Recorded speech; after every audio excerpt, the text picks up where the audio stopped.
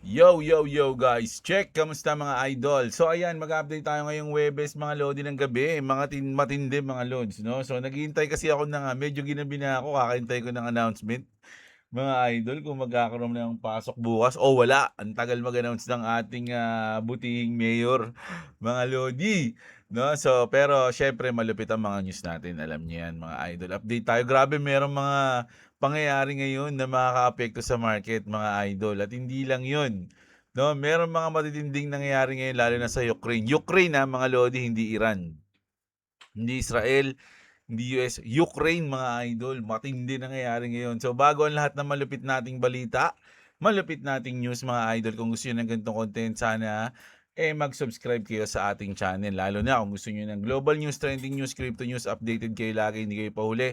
At syempre, palambing na rin, palike ng ating video mga lods. Napaka-importante niyan sa aming mga content creator. Okay, so let's go. Check muna natin yung chart mga idol. So ngayon, nagkakaroon tayo ng boring pace pa din.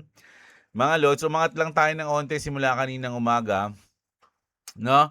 So kaninang umaga nasa 1.08 tayo. So ngayon nasa 1.09. So medyo hindi masyadong volatile ngayon. Pero tandaan nyo mga idol, weekend is coming, no? So weekend is coming mga lods, mag-weekend na. So alam niyo naman, usually pag weekend patay ang market, nag-slow down trend tayo. Pero bihira, kumbaga ano yan may ganun, pero bihira, minsan nag-uptrend naman. Pero minsan lang yun Usually talaga pag Biyernes, Sabado, Linggo, patay ang market kaya medyo bumababa yan. So, timing tayo mga idol. So, medyo naging busy ako kanina kaya hindi ako nakapag-position mga idol ng ating trade. Nandiyan pa rin yan. Nag-aabang-abang lang tayo mga lod. Sabi ko nga sa inyo, mas maganda na yung onti lang yung trade pero panalo kaysa ang dami mong trade pero lamang ang talo, 'di ba? So, ganun. Quality not quantity. Okay, so let's go. Magbabalita na tayo. Umpisahan na natin dito mga idol. Ito yung reason, no, kung bakit umabot ng 63,000 ulit ang Bitcoin mga idol. Nasa bang Bitcoin 'yan? O ngayon 62.6. Pero kanina nagpump siya, no? Umabot siya ng 63. Ano ba yung reason mga idol? Eto nga, no? Trump says Iran has reached out and wants a deal. So lumapit daw, tumawag o nakipag-ugnayan kay Daddy ang Iran dahil syempre nakita niyo naman binabakbakan na sila ng US. So parang gusto nila makipag-deal na naman. Makikipag-deal na naman. So sawa na tayo sa deal. Mga idol, market react immediately.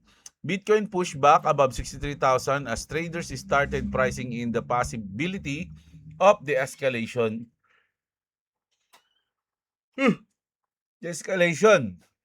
Kumbaga magkakaroon ng pansamantalang ceasefire siguro. Ayun yung iniisip ng iba. It doesn't mean a deal gets done, no? Wala naman, nakipag-reach out lang naman, hindi pa naman sila nagkakaroon ng deal. But it does show how quickly sentiment can shift when the geopolitical narrative changes, no? Right now, headlines are moving this market just as much as charts. Imagine, mga idol, puro bad news tayo at ini-expect natin na babagsak yung market. 'Di ba? Ang daming mga news kanina, kakagabi na medyo negative, lalo na yung kay Kevin Wars. Medyo halos lahat negative. Pero isang salita lang ni Trump, mga idol, ang daming naliliquidate. Ganun katindi, mga idol. Lahat ng biglang mga naka-short, biglang naliquidate nung bumalik sa 63 'Di ba? So sabi nga dito mga idol, this does show how quickly sentiment can shift when the geopolitical narrative changes, no? So grabe. Ganun-ganun lang. Yung pinag-aralan mong technical analysis, mga balita na negative at alam mo magda-drop, biglang nagsalita si Trump na, "Oy, nakipag-ugnayan nga pala sa akin yung Iran." 'Di ba? Biglang aangat yung market, lusaw. Mga idol, ganun katindi to si Trump, mga lods. May insider na naman na pinanalo to, mga lods, sa tingin ko. No? Kita nyo to? So, massive bloodbath, 220 trillion have been wiped out. Ano to Trillion won, no?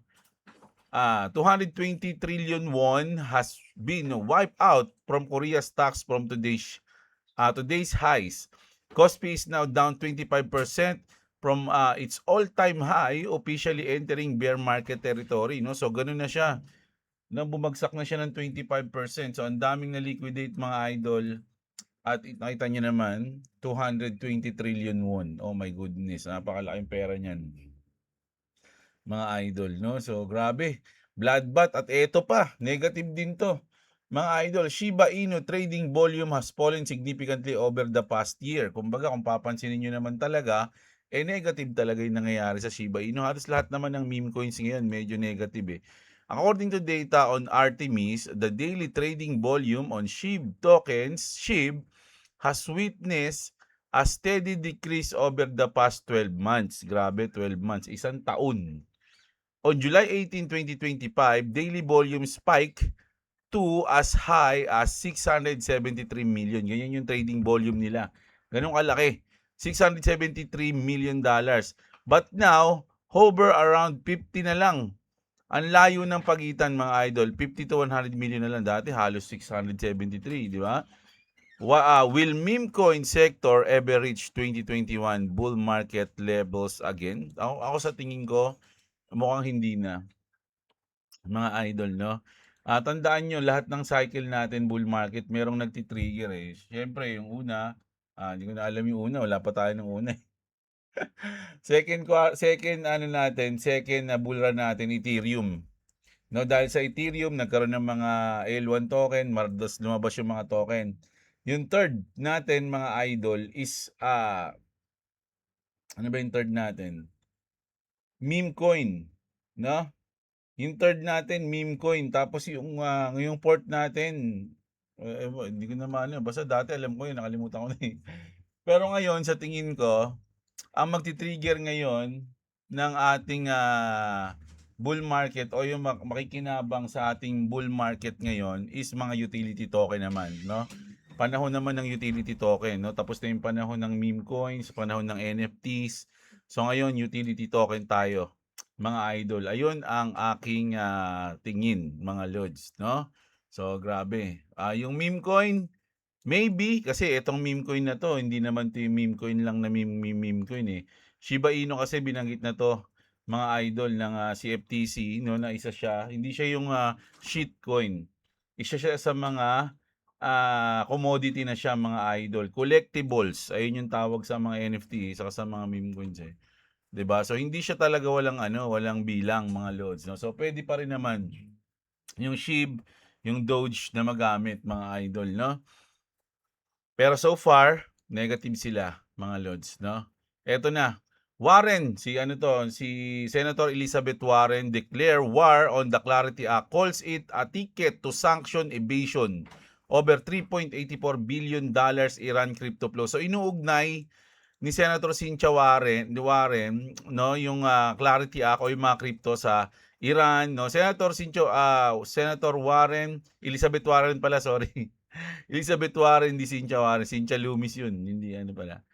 Senator Elizabeth Warren is now launching a direct attack on the Clarity Act as lawmakers race toward a possible Senate shutdown. Kasi nga magkakaroon tayo ng recess, di ba? Her argument centers on a massive number. Grabe yung number na yan, mga idol, no? 3.83 billion, letter B, mga idol, no?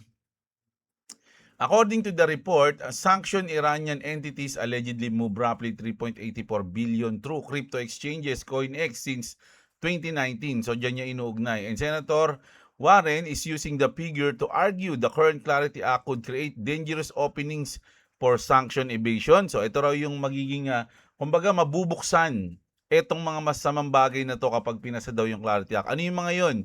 Sanction evasion, no?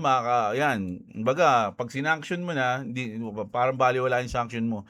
Rogue states, illicit crypto finance, terror-linked financial activity. So, yung mga activity ng mga terorista daw, pwede dyan. So, ayun yung sinasabi ni Senator Cynthia Lummis, mga idol. So, dahil ba dyan, hindi ka na mag-advance o mag-upgrade, 'di ba? So kaya nga tayo gagawa ng batas, mga idol, no? Kaya nga lagi siyang nababara ni Senator Cynthia Lummis eh, na basahin mo kasi. Puro ka reklamo, di mo nga binabasa yung batas eh. 'Di ba? So ayan, pero siyempre kung merong mga negative sa ating, Clarity Act, meron din ng mga positive. Tulad ni Senator Senator Wyden, si Ron Wyden, pushes to protect Clarity Act provision. Senator Ron Wyden has urged Senate leaders to preserve Section 604 of the Clarity Act, which would prevent non-custodial software developers from being treated as money transmitter, no? Ito yung sa mga developers, tungkol sa mga developers yan. Kasi usually, yung iba, pag walang batas pagdating sa mga developers, yung mga developers, hindi na sila, sa bansang hindi sila napoprotektahan, ayaw nila doon. So, gusto nila sa bansa na may protektado sila. Wyden said maintaining the provisions is critical for protecting developers building decentralized protocols without controlling users' funds. No? So, maganda to mga idol. No? Isa to sa mga good news. At bago ko lang narinig to si Senator Ron Wyden. So, nadagdagan na naman yung mga bully sa Clarity Act. At ito naman, nako, ito trending ngayon to mga idol kasi nagkaroon ng announcement yung SWIFT. Implemented in 9 months global from day 1, Switch blockchain-based ledger is ready for use with ANZ, BNP Paribas, BNY, Citi. Ito yung mga bangko, mga Lodi, Abu Dhabi Bank, ang dami. 17 banks yan, no? And Wells Fargo preparing to pilot 24/7 tokenized cross-border payment, mga idol, no? This is a significant step towards scaling tokenized finance, etc., etc. So, in-announce na nila yan, in-adapt na nila yan, mga idol. Siyempre, pag ikaw, XRP Army ka, isipin mo agad, uy, patay tayo yun. Siyempre, konektado XRP, Pero tinanong ko yan, mga lods, no? Natin siya, ni-research natin siya. Mukhang, sa mga bangko, siguro, pwedeng kumonekta yung XRP and XRP Ledger. Pero dun sa SWIFT, meron silang gagamitin na kanilang blockchain na sarili, mga idol. Kasi yung SWIFT kasi, mga Lodi, mas gusto nila yung kontrolado nila tapos regulated. Yung nakokontrol nila pero regulated. Pero yung Ripple kasi and XRP, mga Lodi, public kasi yun and efficient. So magkaiba sila, mga Lods, no? Pero syempre dun sa mga partner, dun tayo papasok diyan. SWIFT confirmed 17 banks are now preparing to pilot. Ito na nga yung mga banks na yan. No, yung mga banks na yan. So 12 diyan, mga idol, sabi rito, probably natin XRP family. SWIFT today announced that its blockchain-based ledger is ready for initial use with 17 banks enabling early adopter financial institution to support 24/7 live cross-border payments with tokenized deposit. Ripple has connection to 12 of those banks, including, ito na nga yung mga sinabi na bangko. So, dun sa 17 banks na yon, konektado na yung Ripple dun. No, pero yung sasabihin mo na gagamitin mismo ng SWIFT yung Ripple, yung technology ng Ripple, mukhang hindi, mga lods. No? Kumbaga, nagkaroon na sila ng idea sa Ripple, gumawa sila ng sarili nila. Pero, mga idol, ibig sabihin ba, ganun na? Mga idol, kahit i-research nyo pa rin, mga Lodi, Ripple technology pa rin yung pinakamaganda at pinakamalupit sa buong mundo ngayon, mga idol, no? Kaya nga sabi ko magkaiba sila no? Magkaiba yung gusto kasi iba yung technique na gusto ng SWIFT ngayon. No, hindi natin alam kung mababago nila yung sa susunod kasi nga gusto nila controlled and regulated. No, nakokontrol nila. Pero sa Ripple kasi is public kasi yun, mga loads, no? Kahit sino pwedeng gumamit. So ayaw yun ng SWIFT. Kasi syempre mga private something nila na customer, ayaw, hindi ko alam mga Lodi, no? So hindi pa nila na-introduce yung private sa sa XRP Ledger. Matutuklasan din nila yun, mga Lods. Pero sa ngayon, okay masyado ma-excite, mga Lods. Pero sabi nga natin, yung sa bangko, konektado na yan, mga Lods, no? Ito yan, Justin, ito na naman, ito yung ngayon, no? SWIFT cross-border payments, etc., etc. 14 years, kumbaga parang sinasabi dito na while the XRP Ledger shipped it 14 years ago, the whole banking system is finally arriving where XRP started. So, parang yung yung binild ng XRP na matagal na ng Ripple, ngayon is ina-adapt na ng mga iba't ibang mga big institution tulad ng SWIFT. And while they catch up to 2012, XRP Ledger is already on to that next AI agent paying each other, tokenized real-world asset, and native on-chain lending. So, wag kayong malungkot, mga lods, no? Ganun talaga yan. Pero, malupit pa rin, 'no? Hindi mawawala 'yan mga idol. Ayon sa ulat ng ito maganda kasing news 'to kaya gusto ko Tagalog, eh. Ayon sa ulat ng BSC News, ang kumpanyang Amerikano na made in US incorporation ay nag-adapt ng XRP Ledger. Oh, ito US na 'to mga lods, US company 'no. Nag-adapt ng XRP Ledger upang gamitin sa pag-verify at pag-certify ng mga produktong gawa sa Amerika. Ano ang ginagawa nila?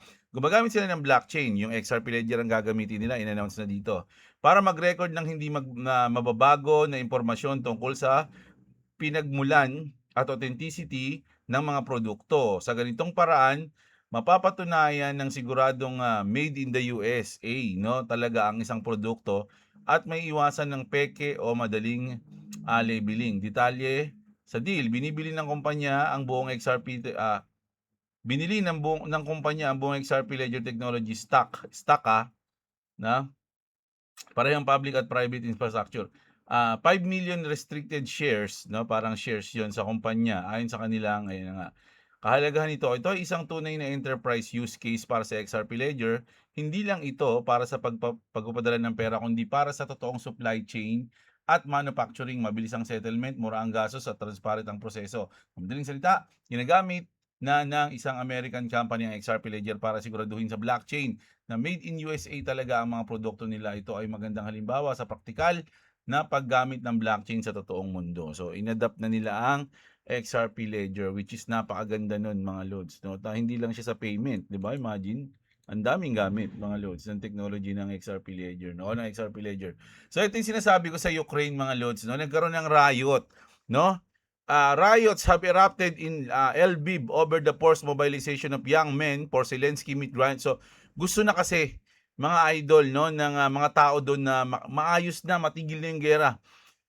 Crowd reportedly turns on Ukraine recruitment officers. Footage shows locals rushing in after officers allegedly grab and beat a 20 years old man. The confrontation escalated fast, ending with the military recruitment vehicle flip over. So, nagkakaroon na ng gulo mga idol dahil galit na sila kay Zelensky. Resident leveled against forced mobilization. A big group of people came together and beat up military recruitment. They fed up with being treated the cannon fodder of the so. So, saan binabasa ko dito? Parang sinasabi nila kasi na gusto na nilang maayos eh. Parang na-trigger lang sila dun sa pangyayari na yon. No, so nagkakaroon na ng bugbugan mga idol, no? So, parang nawala kasi sila sa no, sa limelight eh. ang nasa mainstream ngayon Iran tsaka Israel tsaka US eh. Nawala yung Ukraine, Russia kaya medyo sila ngayon. Nagkaroon sila ng news. So, marami nang nagagalit na tao sa Ukraine. Alam niyo ba mga lodi, isa ang Ukraine sa mga may pinakamagagandang babae sa mundo. Mga Ukrainian girls. No, grabe. So, ang tindi, no? Oh. Pero ang pinaka-main news kasi natin ngayon mga idol is yung kaya tumaas o nag-pump ng konti yung ating chart dahil nga nag-announce si Trump na alam mo yun, kinakausap na ulit sila ng Iran. No, siguro ito kapag nagpauto pa si Trump dito ng matagal, no? At hindi rin nahinto, tuloy-tuloy pa rin para na tayong ginagago nito. Parang Pilipinas na, no? Para tayong sa Pilipinas na. Kasi sa Pilipinas ginagago na tayo eh. Yung bill ng Meralco, no? Grabe na yung taas, no? Tapos yung mga nangyayari, yung mga political pa dito sa atin. So, mga idol, alam ko medyo ngayon medyo boring pace ang market. So sabihin sa inyo nakapit lang mga idol, no? Darating din tayo din sa part na aanihin natin yung ating mga pinaghirapan dito sa crypto mga lods. Sa pagtitiis natin, sa pagbobodega natin, no? Lalo na yung mga idol natin diyan sa ibang bansa, mga OFW, easy lang mga lods. No, darating din yung time natin, no? Our time will come. Just be patient from for now, okay? So, tiis-tiis lang konti mga idol. So, basa muna tayo ng ating mga comment nyo, mga Lodi. Grabe, tagal mag-announce ni Yorme. Nakita niyo naman kung Ang nanood tagal kayo mag-announce ni Yorme, mga lodi, Hindi si Yorme Isko, yung mayor namin dito. Sabagay wala naman kasing ulan, 'no? Sabihin ng mayor namin alam niyo mga lodi, sa mga nagtatanong, yung iba kasi sa comment section makukulit na, na parang gusto na nila i-announce, Kasi hindi naman puwede na, Caloocan lang yung magsasabi ng walang pasok. Halos lahat ng mga mayor sa Metro Manila meron silang GC siguro. Meron silang GC, 'no, na ano, mag-a-announce ba tayo, 'di ba? Mag-uusapan nila 'yan mga idol, hindi yung isa-isang mayor lang yung siguro may chance na gano'n 'pag sobrang lakas ng ulan talaga sa isang lugar mo. Pero sa mga ganitong, napaghandaan na bagyo yung parating na at, may announcement naman yung PAG-ASA, alam ko lahat ng mga mayor mag-uusap-usap 'yan bago sila mag-announce at sabay-sabay sila mag-a-announce, 'no, o kaya mga asar na lang sila yung iba, "Uy, okey mag-a-announce tayo, sige aasarin ko lang muna yung mata, mamaya na ako mag-a-announce, una na kayo." 'Di ba? So, huwag kayong mainip, kung may pasok, ba't ba ayaw niyo ng may pasok, 'no? Kailangan may pasok para matuto mga idol, wala kayong baon. Oh, Mr. Ads, sutoy talaga yang IRGC load, so ayan. Slap soil, kaya di matuloy yung bull run dahil sa bullshit.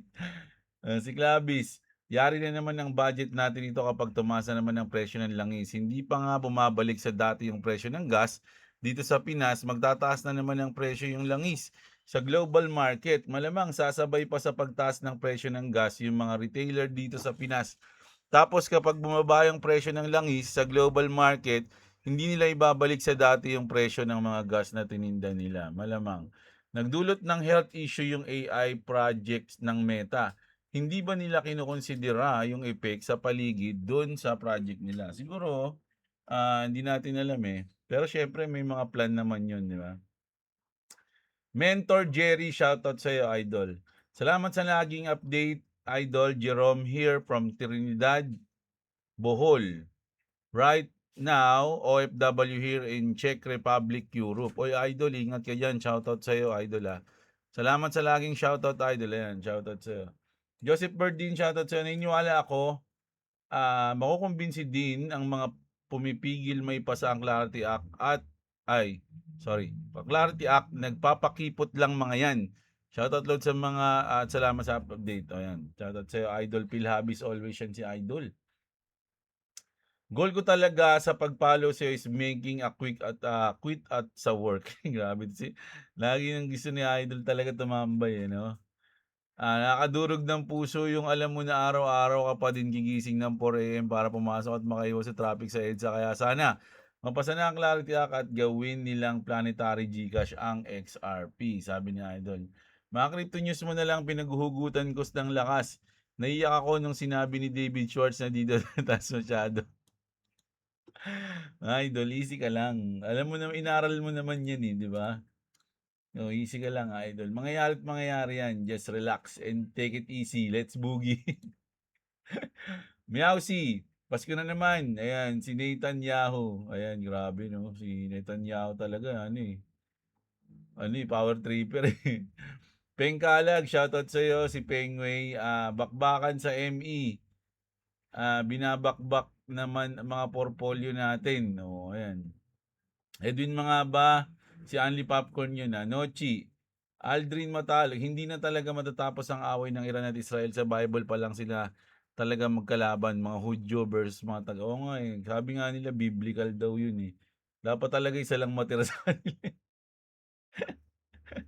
Romel Babiera, shoutout sa'yo. Si Rezo Joy, Neil, si Books, Stephen Andre, Sela Bila, King Shangsheng, Santos Jander Skylab, at ang nag-champion sa atin mga lodi, si Junel Nael. No? So, ayan.